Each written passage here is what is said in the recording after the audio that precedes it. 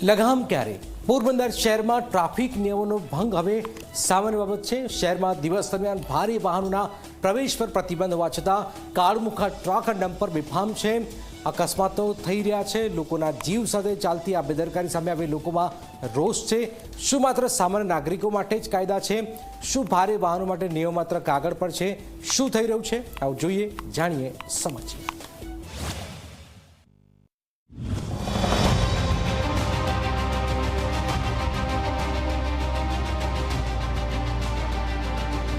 પોરબંદરના રસ્તાઓ પર દોડતા તોતિંગ ટ્રક અને ડમ્પર હવે લોકો માટે યમદૂત સમાન બન્યા છે।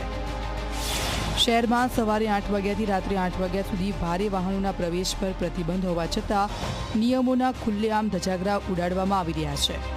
બાયપાસ અને વૈકલ્પિક માર્ગો ઉપલબ્ધ હોવા છતાં માલવાહક વાહનો શહેરના મુખ્ય માર્ગો પરથી જ પસાર થઈ રહ્યા છે અને એ પણ બેફામ ગતિએ। ભૂતકાળમાં આવા ભારે વાહનોના કારણે અનેક ગંભીર અકસ્માતો સર્જાયા છે। નિર્દોષ લોકોએ પોતાના જીવ ગુમાવ્યા છે, છતાં તંત્ર જાણે કે મૂક પ્રેક્ષક બનીને બેઠું હોય તેવું લાગી રહ્યું છે। સિટીની અંદર માટેલા સાંડની જેમ ટ્રકો દોડે છે અને અનેક નિર્દોષ લોકોને અત્યાર સુધીમાં મોતને ઘાટ ઉતાર્યા છે, પરંતુ અહીંયા ટ્રાફિક પોલીસ કે જિલ્લા કલેક્ટર એની યોગ્ય રીતે જવાબદારી નિભાવતા નથી।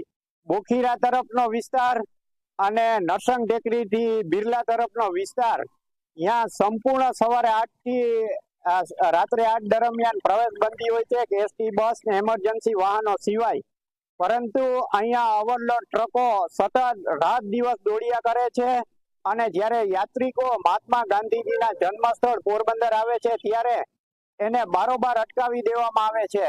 અને પોરબંદર સિટીની અંદર જ્યારે 2 વ્હીલર ચાલકો ટ્રિપલ સવારીમાં બેસે તો એની સામે આ ટ્રાફિક પોલીસ કેસ કરે છે અને એને દંડ કરે છે। સ્થાનિક લોકોમાં ભારે આક્રોશ છે। લોકોનો આરોપ છે કે ટ્રાફિક પોલીસ સામાન્ય નાગરિકોને 2 વ્હીલર પર ટ્રિપલ સવારી બદલેલ મેમો ફટકારે છે, પરંતુ શહેરમાં બેફામ દોડતા જીવલેણ ટ્રકો સામે આંખ આડા કાન કરવામાં આવી રહ્યા છે। ગાડીઓ વળી તો ગાડીઓ હટાવે છે, તો હટાવવાવાળાને શું કરવા મંજૂરી આપે છે? એવું એની વ્યવસ્થા તાત્કાલિક ધોરણે કરવી જોઈએ એવી અમારી માગણી। એક્સિડન્ટ મોટા મોટા થાય છે, ખૂટિયા ને લગાડી દે છે, કોઈ પૂછતું નથી। એને ફોન કરો, છોકરા પડી જાય તો ન્યાન્ય મરી જાય માણસ। આ 24 કલાક ચાલુ છે।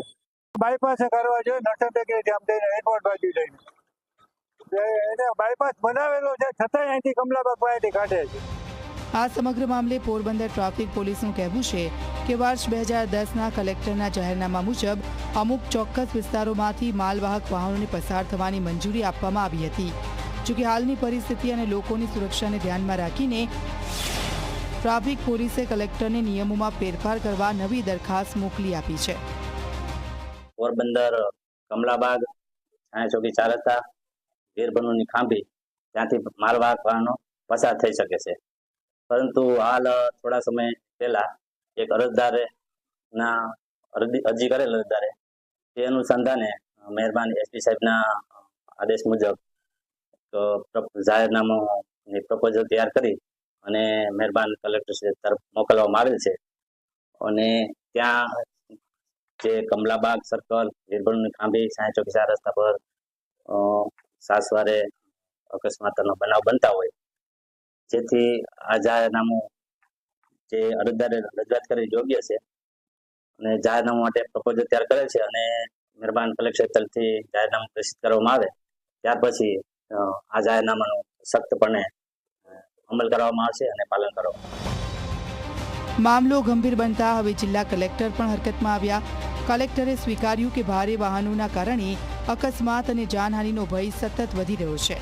એસપી તરફથી મળેલા રિપોર્ટના આધારે અને લોકોની સુરક્ષાને સર્વોપરી ગણીને ટૂંક સમયમાં નવું સુધારેલું જાહેરનામું બહાર પાડવામાં આવશે તેવી ખાતરી આપવામાં આવી છે। પોરબંદર શહેરમાં ભારે વાહનોના પ્રવેશબંધી બાબતે અગાઉથી જુદા જુદા સમયે જાહેરનામા બહાર પડેલા છે અને તેનો અમલ પણ ચાલુ છે।